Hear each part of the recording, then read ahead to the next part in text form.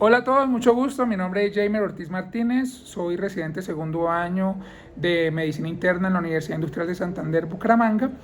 Y bienvenidos a este espacio que es Tutorías de Medicina Interna.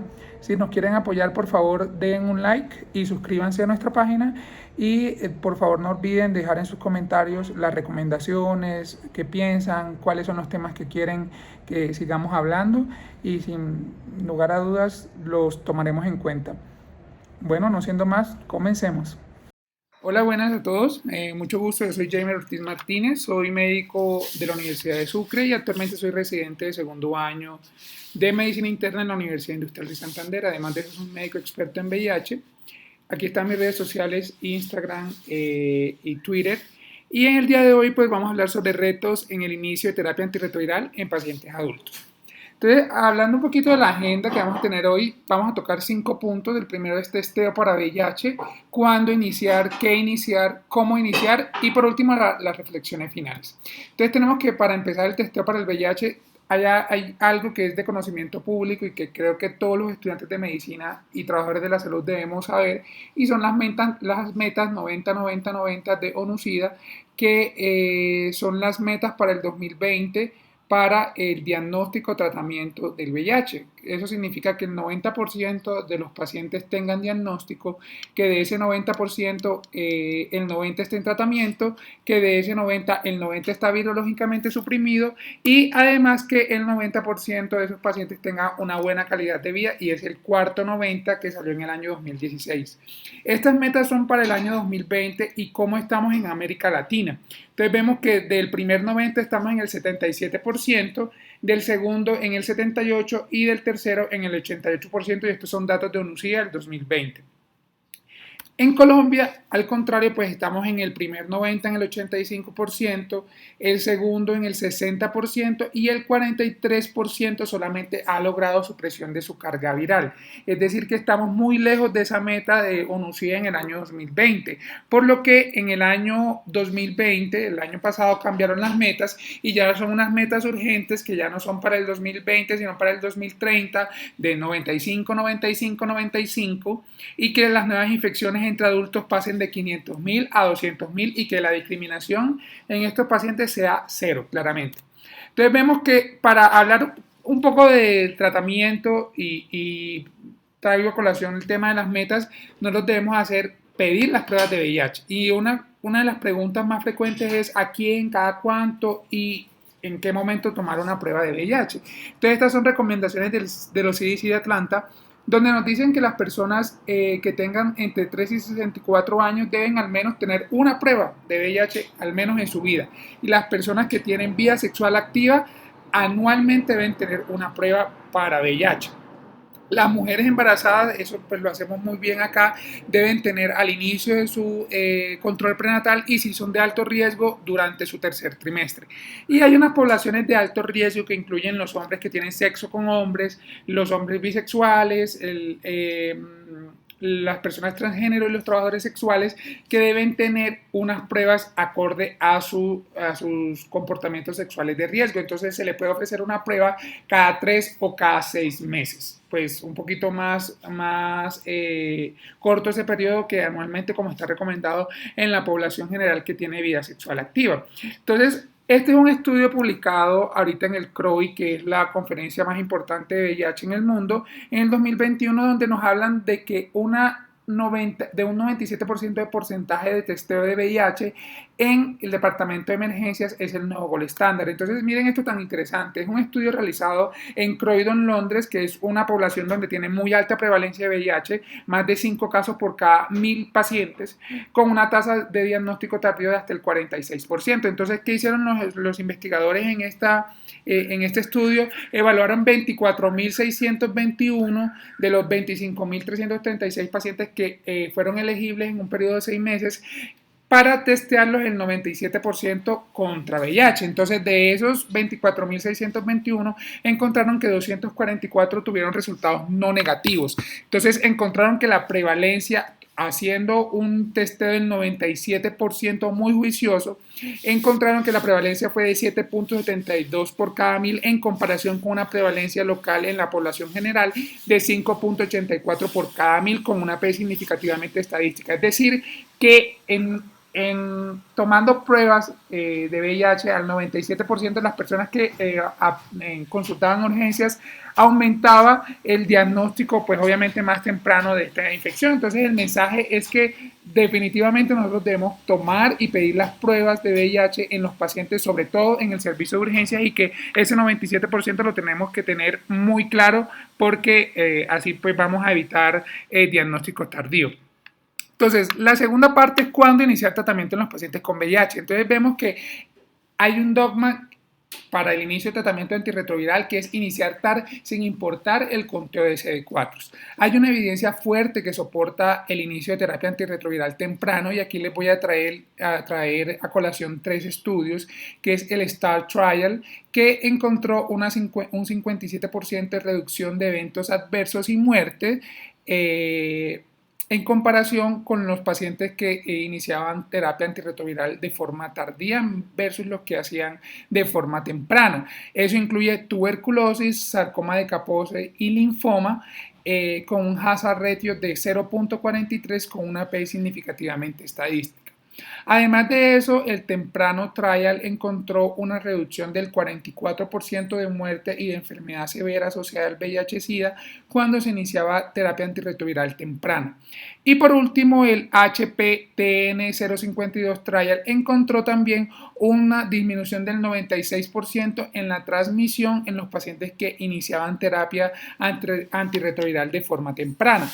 No es solamente el tema de muerte y eventos serios asociados a la infección, sino también en expectativas de vida. Vemos que este es un estudio publicado en el 2016 donde el antirretroviral iniciado a una edad de 20 años agrega una expectativa de vida según el número de recuentos de CD4 inicial. Entonces vemos que en los pacientes que inician terapia antirretroviral con un recuento inicial de CD4 de 350 tienen una expectativa de vida de 61 años más los 20 que tienes 81 años de expectativa de vida, lo cual pues es un dato muy interesante e incluso en las etapas más avanzadas de la enfermedad, o sea, cuando se inicia con 50 CD4, el inicio de terapia antirretroviral en ese momento aumenta 39 años la expectativa de vida de estos pacientes.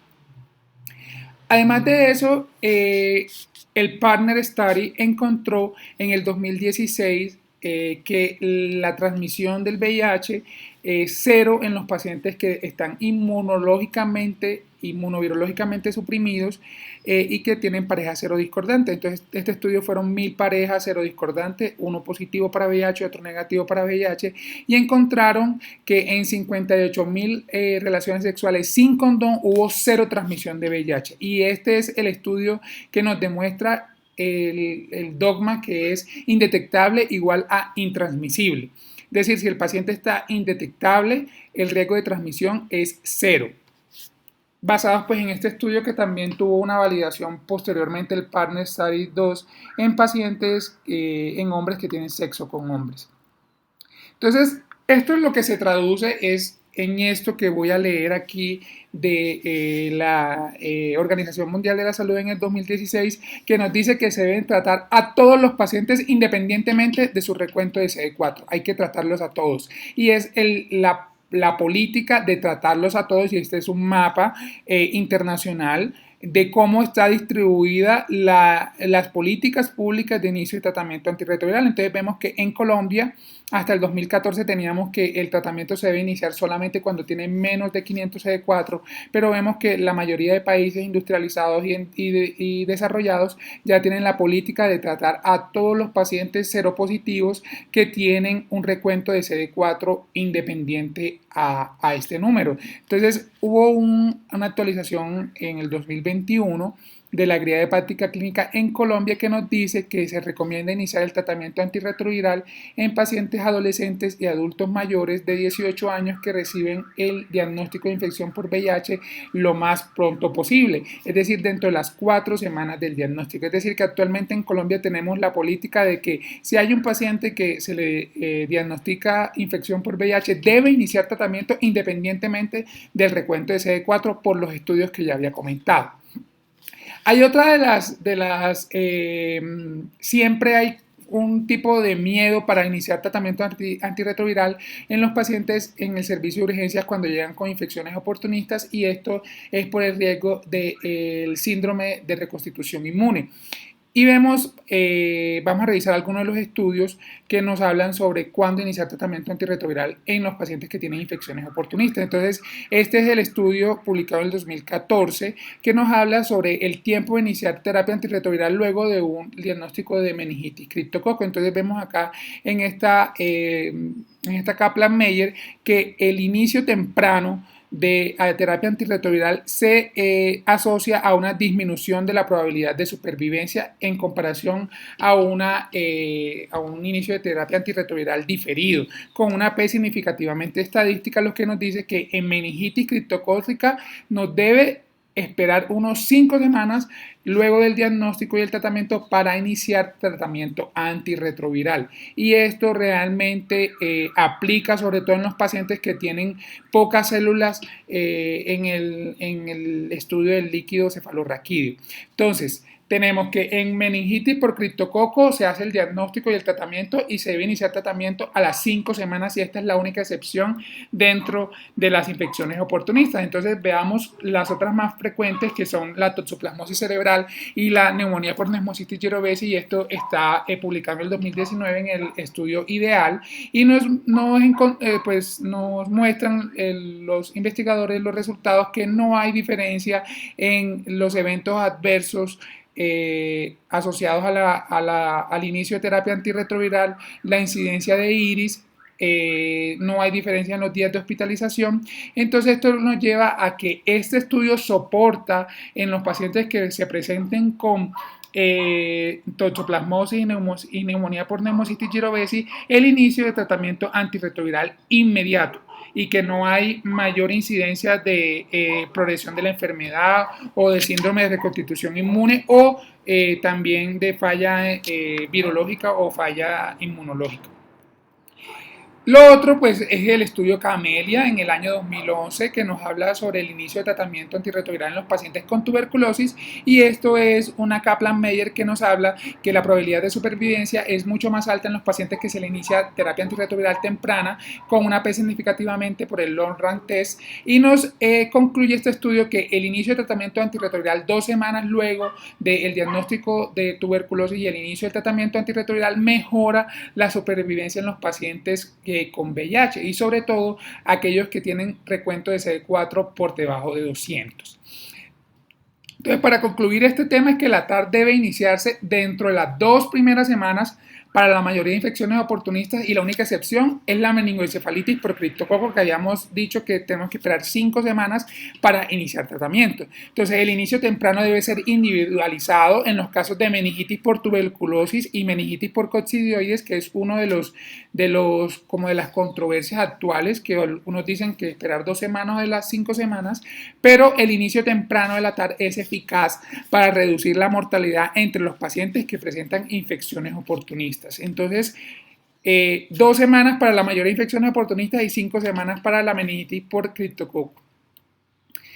Viene la pregunta ahorita de qué iniciar. Entonces vemos que esto es una gráfica que me gusta mucho, y vemos cómo ha sido la evolución desde que apareció el primer antirretroviral en 1987, que fue el ácido budina, donde habían que tomar muchísimas tabletas y tenían baja potencia y tenían una altísima toxicidad, y esa era la terapia dual o la terapia en la monoterapia. Entonces, a partir del año 1995-1996 apareció la terapia altamente efectiva, que es la terapia HART, donde empezó con alta potencia pero alta toxicidad también, con 3 tabletas 2 veces al día, y ya a partir del año 2015, a partir del año 2016 aparece ya unas opciones terapéuticas mucho más toleradas por los pacientes y que en el 2006 aparece tenofovir, entecitabina, efavirenz, que es el tratamiento de una sola tableta que tiene una potencia excelente y una baja toxicidad, es decir, una incidencia de eventos adversos muy baja. Pues vemos acá cómo en la línea de tiempo han aparecido muchísimos antirretrovirales y que los más recientes son los inhibidores de integrasa, que ya vamos a hablar un poquito más de ellos. Entonces, nosotros para hablar de terapia antirretroviral ideal hay que tomar en cuenta algunos aspectos que debe tener la terapia antirretroviral ideal que nosotros debemos buscar en los pacientes. Lo primero es que tenga una máxima eficacia virológica, es decir, que tenga una carga viral que pueda ser menor de 50 copias, es decir, indetectable en el 85% de los pacientes, que tenga una excelente tolerancia, es decir, que tenga suspensiones por eventos adversos menor al 5% a las 48 semanas, que no tenga toxicidad a largo plazo, es decir, no lipoatrofia, no hiperlipidemia, en el riesgo cardiovascular, en impacto óseo y impacto renal. Entonces, como aquí vemos algunas de estas fotos, que esto es una lipoatrofia, una lipodistrofia severa inducida por sidobudina o didanosina, que eran los medicamentos que antes se utilizaban más para el VIH. Entonces, que no haya selección de resistencia, es decir, que las resistencias no sean cruzadas y que el medicamento sea fácilmente rescatable, que tenga una comodidad de administración, es decir, que tenga menos dosis, menos comprimido y pocos requerimientos de comida, y sobre todo el precio y la disponibilidad. Entonces, este es como un esquema de todos los antirretrovirales que tenemos ahorita disponibles en el mercado mundial y vamos a tratar de explicar cada uno de estos grupos. Entonces vemos que hay un concepto básico antes de empezar a hablar sobre los diferentes grupos, que es la barrera genética, la resistencia y la potencia. Entonces la barrera genética se define como el número de mutaciones que necesita un medicamento para fallar. Entonces, y la potencia, pues el número de logaritmo, de cambio en el logaritmo en la carga viral con el inicio del tratamiento. Entonces vemos que los medicamentos con mayor barrera genética son darunavir, ritonavir, lopinavir, ritonavir y dolutegravir, que también tienen una potencia excelente. Y vemos que los más débiles, es decir, en cuanto a barrera genética, son la nevirapina y la rilpivirina. Además de eso, el vitegravir, raltegravir y efavirenz. Entonces esto hay que tomarlo en cuenta porque si nosotros vamos a iniciar un tratamiento antirretroviral en un paciente que no vamos o que creemos que no va a ser adherente, probablemente no sea una buena opción aquellos que tienen una baja barrera genética a la resistencia, porque probablemente fallen muy rápido. Entonces, para iniciar, entonces, el inicio del tratamiento antirretroviral tiene un backbone, que sabemos que backbone es columna vertebral. Entonces, este backbone se caracteriza por tener dos medicamentos, un inhibidor de la transcriptasa reversa nucleócido, 1 y 2, o sea, se incluye uno que puede ser, entonces, tenofovir, ya sea tenofovir entricitabina, perdón, tenofovir disoproxilfumarato o tenofovir alafenamida, puede ser abacavir o sidobudina, y el segundo inhibidor de la transcriptasa reversa nucleócido puede ser entricitabina y lamivudina. Entonces aquí salen unas combinaciones que son tenofovir entricitabina, que puede ser tenofovir ya sea en su versión disoproxilfumarato o en su versión alafenamida, con entricitabina. Entonces puede ser abacavir lamivudina y sidobudina lamivudina, pero que ya sidobudina lamivudina ya está en desuso, entonces casi que nos queda como backbone tenofovir entricitabina y abacavir lamivudina. ¿Listo? Entonces a ese backbone nosotros le vamos a agregar un tercer agente. Entonces ese backbone de dos inhibidores de la transcriptasa reversa nucleócidos le vamos a agregar un tercer agente. Entonces ese tercer agente puede ser o un inhibidor de la integrasa, o un inhibidor de la proteasa, o un inhibidor de la transcriptasa reversa no nucleócidos. Entonces, dentro de los inhibidores de la transcriptasa reversa no nucleócidos tenemos dos medicamentos que son los principales, que son efavirenz y rilpivirina. Entonces, dentro de los inhibidores de integrasa hay tres que son los principales, que son dolutegravir, raltegravir y elvitegravir. Y dentro de los inhibidores de integrasa, de proteasa, tenemos atazanavir, que todos estos vienen potenciados con ritonavir o cobicistat, que son unos boosters. Entonces está atazanavir, ritonavir, darunavir, que puede estar con darunavir, ritonavir o darunavir, cobicistat, y lopinavir, ritonavir, que es el conocido Kaletra. Entonces, estas son las recomendaciones en Colombia para el 2014, donde en ese momento la guía que estaba vigente hasta este año, que apareció en la del 2021, nos dicen que como backbone nos recomiendan abacavir, lamivudina o tenofovir, entricitabina, y un tercer componente que sea efavirenz, atazanavir, ritonavir, darunavir, ritonavir o raltegravir. Y como alternativa vemos que está acidobudina, lamivudina con un tercer componente que sea nevirapina, lopinavir, ritonavir y fosamprenavir, ritonavir. Esta guía está tan desactualizada que fosamprenavir, ritonavir ya no existe en Colombia.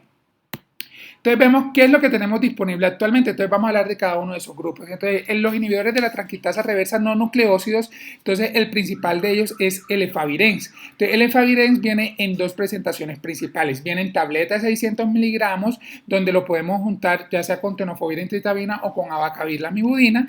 Y hay una versión coformulada que es tenofovir, entricitabina, efavirenz. Tratamiento de una sola tableta y que viene con el nombre comercial de Atripla, pero pues hay varios medicamentos genéricos. Entonces, para resumirles, cuando damos efavirenz tenemos abacavir, lamivudina y efavirenz, o podemos tener tenofovir, entricitabina y efavirenz según los backbones que teníamos.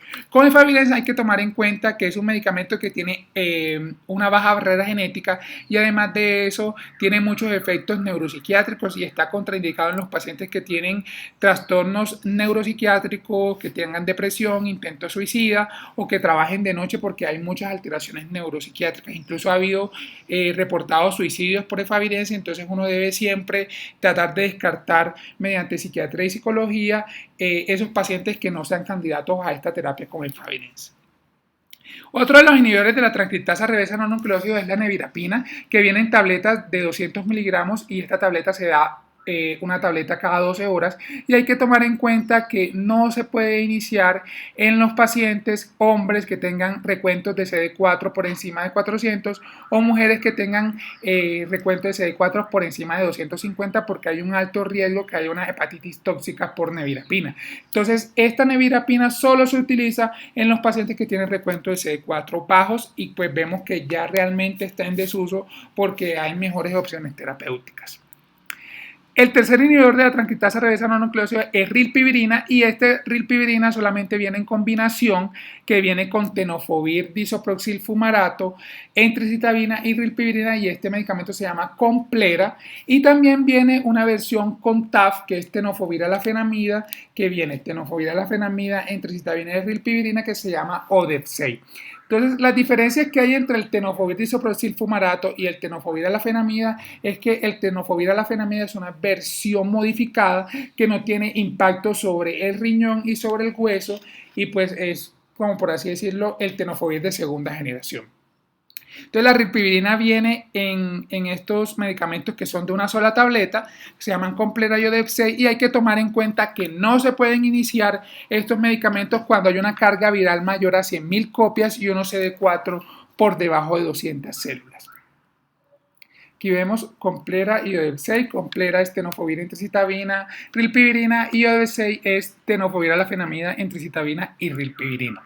Entonces, dentro de los inhibidores de la proteasa, el principal, pues el más conocido es el atazanavir, ritonavir, está darunavir, ritonavir, y está lopinavir, ritonavir, que es el llamado Kaletra, que incluso al comienzo de la pandemia lo trataron de utilizar para el COVID, pero pues los estudios demostraron que no es eficaz. Entonces, con estos son medicamentos que se utilizan de primera línea en Colombia porque tienen bajo costo, y el atazanavir, ritonavir hay que tomar en cuenta que es un medicamento muy potente, pero que tiene algunas alteraciones sobre el metabolismo hepático y produce ictericia. Es uno de los eventos adversos mayormente asociados al atazanavir, ritonavir, y uno les debe explicar a los pacientes cuando le inicia atazanavir, ritonavir que probablemente tengan una ictericia luego del inicio del tratamiento. Esta ictericia es inocua y que probablemente pueda mejorar o se pueda mantener con el tratamiento.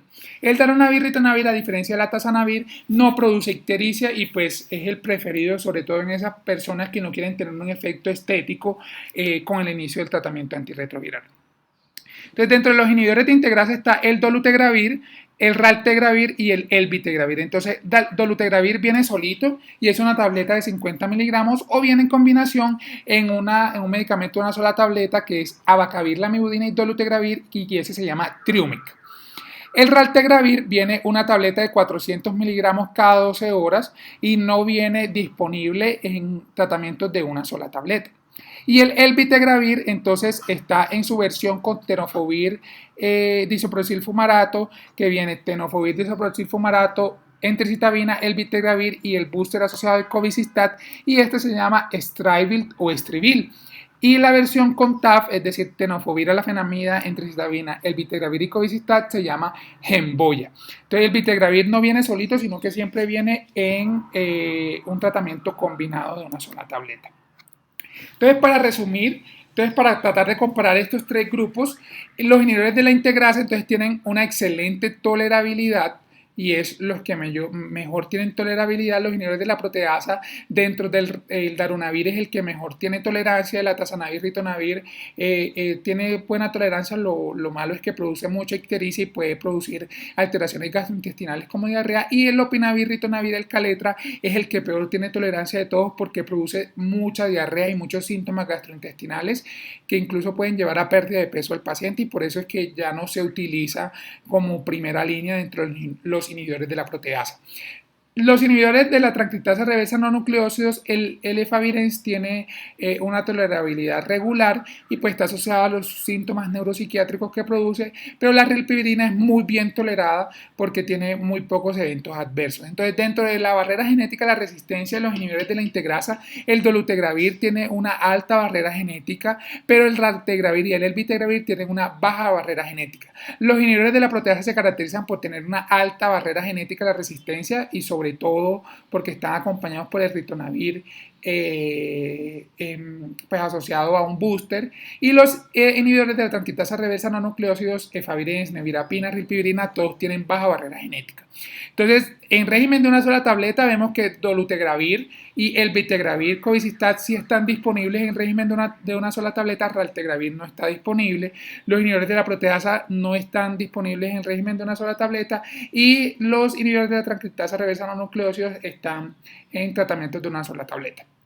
Entonces, las interacciones medicamentosas hay que tomar en cuenta siempre que veamos un booster, ya sea ritonavir o covicistat, va a haber una alta interacción medicamentosa, y vemos que dentro de todos los medicamentos los que menor tienen interacciones medicamentosas es dolutegravir y raltegravir, que tienen bajas interacciones. Entonces, ¿cuáles son las recomendaciones en Colombia según la actualización de la guía 2021? Entonces, vemos que los regímenes preferidos son tenofovir, alafenamida más entricitabina asociado a dolutegravir, y también puede ser tenofovir disoproxil-fumarato con dolutegravir, y se puede incluir también abacavir, lamivudina, dolutegravir, que es Triumeq, y aquí nos incluyen la terapia dual de lamivudina y dolutegravir, que aquí se le elimina el backbone de abacavir y solamente dejamos lamivudina y dolutegravir. Hay que tomar en cuenta que en Colombia, para iniciar el tratamiento con abacavir, uno debería tener una prueba de susceptibilidad de alergia del alelo, pero vemos que en Colombia los estudios han mostrado que este alelo es muy poco prevalente en la población y pues es costoso. Entonces pues uno hace el inicio de tratamiento antirretroviral con abacavir sin esta prueba de alergia. Entonces, los regímenes alternativos son abacavir, lamivudina junto con raltegravir, puede ser tenofovir, entricitabina con cada una de sus formas con raltegravir, y como régimen alternativo tenofovir, entricitabina, elbitregravir, covicistat con su versión TAF, que como había dicho se llama Genvoya. Entonces, vemos que realmente el tratamiento con los inhibidores de la integrasa son los que son recomendados en la guía colombiana. Vemos que acá en esta guía está solamente dolutegravir, raltegravir y elbitregravir como primera línea, y esto está basado en estos estudios. Entonces, cuando comparamos un régimen basado en dolutegravir, el estudio SPRINT 2 demostró que el dolutegravir es no inferior al raltegravir con resultados a las 96 semanas y se encontraron mayores tasas de resistencia en raltegravir. El estudio SPRING encontró que el dolutegravir es superior a efavirenz El estudio Flamingo encontró que el dolutegravir es superior a darunavir-ritonavir y el estudio ARIA encontró que dolutegravir es superior a atazanavir-ritonavir. Si hablamos de un régimen basado en raltegravir, vemos que el estudio SPRINT 2 demostró que no es superior que es no inferior a dolutegravir. El estudio STARK-MRK encontró que el raltegravir es no inferior a efavirenz y el estudio ACTG 5257 encontró que el raltegravir es superior a los inhibidores de proteasa como darunavir y ritonavir y atazanavir-ritonavir y sobre todo que tiene un mejor perfil en lípidos y en la densidad mineral ósea.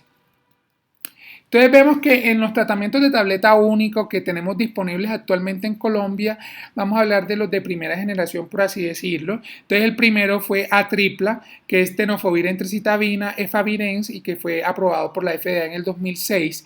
Rilpivirina, tenofovir entricitabina, que es Complera en el año 2011. Luego salió Strivil, que es tenofovir disoproxilfumarato, entricitabina, elvitegravir, codistat, que apareció en el año 2012. Y en el año 2014 apareció Trumec, primera vez que aparecía dolutegravir en un tratamiento de tableta única, que es abacavir, lamivudina y dolutegravir. Entonces, con la aparición del tenofovir alafenamida, aparecieron las versiones con tenofovir alafenamida de Estrivil, que se llama Genvoya en el año 2015, que es tenofovir alafenamida, entricitabina, elvitegravir, cobicistat. Y en el año 2016 aparece la versión con TAF de Complera que se llama ODEF6, que es tenofovir alafenamida, entricitabina y rilpivirina. Entonces aquí vemos una comparación de cuál es el tamaño de las tabletas, donde vemos que ODEF6 es la tableta más pequeña de todas y Trumec es la tableta pues un poco más grande y es lo que uno debe tratar de pues, hablar con el paciente y conciliar, porque los pacientes que tengan problemas de deglución o que tengan disfagia probablemente no sean candidatos a tabletas tan grandes como la de Atripla o la de Trumec. Entonces, ¿cómo iniciar tratamiento en pacientes con VIH? Y aquí quiero hablar sobre cuáles son los factores a considerar en estos pacientes. Entonces hay que tomar en cuenta las inquietudes sobre la adherencia al tratamiento y el respeto. Y lo principal es que nosotros debemos empoderar al paciente a que tenga una excelente adherencia. Y eso no solamente lo hace el médico, sino un equipo de trabajo que incluye psicología, psiquiatría, químico farmacéutico, enfermería, y que nos den la seguridad de que el paciente que le vamos a iniciar tratamiento antirretroviral sea adherente al mismo. Entonces, las infecciones oportunistas activas, y ya lo habíamos comentado, por lo menos en la meningitis por criptococo, esperar al menos 5 semanas para iniciar el tratamiento antirretroviral. Hay que mirar la morbilidad crónica subyacente, que ya vamos a hablar un poco de ello, riñón, hígado, corazón y dislipidemia. La coinfección con hepatitis B y C. Entonces hay que tomar en cuenta que hay medicamentos que son activos también para la hepatitis B, que son tenofovir y lamivudina, sobre todo. Entonces en los pacientes que tienen infección crónica por hepatitis B se debe iniciar como backbone tenofovir entricitabina, porque tiene pues efectos también sobre el virus de la hepatitis B. Entonces hay que mirar las interacciones fármaco-fármaco, que inclusive hay ciertas toxicidades que pueden poner en peligro la vida o provocar el fracaso del tratamiento. Hay que tomar en cuenta también las preferencias del paciente y sobre todo los costos en el sistema de salud actual de los países de América Latina. Entonces, para hablar sobre poblaciones especiales, carga viral mayor a 100.000 copias y CD4 menor a 200, entonces no podemos iniciar ningún régimen que esté basado en rilpivirina porque va a haber falla virológica, y cuando nosotros combinemos abacavir, lamivudina como backbone, no lo podemos iniciar con efavirenz o con atazanavir, ritonavir, porque cuando hay cargas virales mayor a 100.000 copias y CD4, sobre todo cargas virales mayores a 100.000 copias, esto se asocia a tasa de fallas virológicas altas. Entonces, cuando hay enfermedad renal crónica, uno debe evitar el uso de tenofovir disoproxilfumarato y, al contrario, tratar de utilizar tenofovir alafenamida, que es seguro por su perfil de seguridad en riñón, en tasas de filtración mayor a 30, o en su defecto utilizar abacavir, que no tiene ningún ajuste según tasa de filtración. En el tema de alto riesgo cardiovascular, Estudios han mostrado que el uso de abacavir y de lopinavir, ritonavir se asocia a peores desenlaces cardiovasculares, entonces se prefiere, sobre todo en esos pacientes de altísimo riesgo cardiovascular, no utilizar terapias con abacavir o con caletra. Entonces, en este caso uno sí podría utilizar dolutegravir, raltegravir, utilizar regímenes basados en rilpivirina y atazanavir, ritonavir. Entonces, es lo que yo les contaba en la guía, que nos quitan el abacavir y nos dejan la amibudina y dolutegravir, es decir, una biterapia, y esto es especialmente útil en estos pacientes que tienen alto riesgo cardiovascular o que tienen contraindicación por tener prueba positiva o hicieron alergia al abacavir. Entonces uno fácilmente les puede dejar la amibudina más dolutegravir como una biterapia. Hay que tomar en cuenta la polifarmacia en las interacciones medicamentosas, y aquí les voy a dejar este dato. Siempre que ustedes vean un paciente con HIV, con tratamiento antirretroviral, traten de buscar las interacciones medicamentosas que hay con su terapia antirretroviral y el medicamento que quieren poner. Y esto es la página para ver interacciones medicamentosas de la Universidad de Liverpool, donde nosotros colocamos el nombre de la terapia antirretroviral y el medicamento que queremos poner, y aquí nos dice si se pueden poner o no. Entonces, para poner algunos ejemplos, omeprazol y los inhibidores de bomba de protones no se pueden utilizar con atazanavir, ritonavir concomitantemente porque llevan a una disminución de la AUC de más del 70% de atazanavir, lo que lleva a que el paciente pueda estar haciendo falla virológica solamente con utilizar un medicamento tan comúnmente usado que es el omeprazol. Otra cosa es que cuando veamos pacientes con ritonavir no se les puede dar ergotamina porque esto está asociado incluso a necrosis periférica y a eventos adversos severos de vasculitis y necrosis distales. Entonces, cuando el paciente diga, doctor, yo puedo tomar medicamento para la cefalea que tenga ergotamina, definitivamente no, si tienen un régimen basado en ergotamina. Los suplementos nutricionales y sobre todo aquellos que tienen hierba de San Juan están contraindicados en todos los pacientes con VIH. Y hay que tomar en cuenta que una de las posibles interacciones es por lo menos el consumo de tabletas de ajo pura con dolutegravir concomitantemente puede llevar a una disminución de la eficacia del dolutegravir.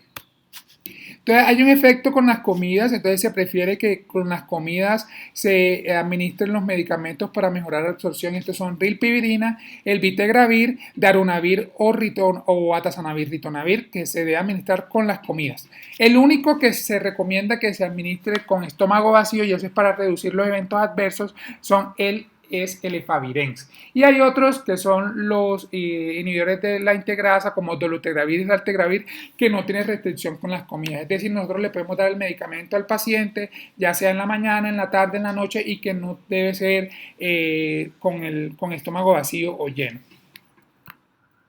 Entonces, ¿qué nos dicen las guías internacionales? Y entonces aquí vemos que realmente los inhibidores de integrasa son los principales recomendados en las guías de España y Estados Unidos, la de HHS y la IAS. En Estados Unidos nos recomiendan el inicio de tratamiento con Bictegravir, que asociado a tenofovir, alafenamida y entricitabina se llama Biktarvy, es el recomendado mundialmente, pero en Colombia todavía no lo tenemos disponible. Entonces, de lo que tenemos disponible que ellos recomiendan es el dolutegravir, ya sea con abacavir, lamivudina o con tenofovir, entricitabina, y está muy acorde a las guías, pues la guía colombiana 2021 está muy acorde a estas guías internacionales. Entonces, como reflexiones finales, vemos que hay que hacer una política de testear a todos los pacientes y que el 97% de testeo de VIH en el departamento de urgencia es el nuevo gold estándar.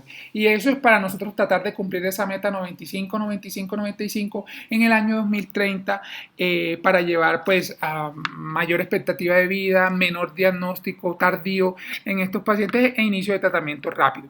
Entonces, se debe iniciar tratamiento temprano en todos los pacientes independientemente de su recuento de linfocitos CD4 y de su carga viral. Y en los pacientes que tienen infecciones oportunistas se debe iniciar tratamiento entre las 2 primeras semanas, con excepción de la meningitis por criptococo, donde debemos esperar 5 semanas para el inicio de tratamiento. Entonces, los regímenes basados en inhibidores de integrasa son los de primera línea por su perfil de seguridad y eficacia y por todos los estudios que ya hemos comentado previamente, y el inicio de TAR pues debe ser individualizado individualizado en todos los pacientes según su condición clínica, paraclínica, las comorbilidades, las interacciones medicamentosas, las preferencias personales y sobre todo los costos, porque es probable que no a todos se les pueda iniciar inhibidores de integrasa porque son los medicamentos más costosos, y eso debemos ajustarlo a las posibilidades del sistema de salud de nuestro país y pues en este caso Colombia.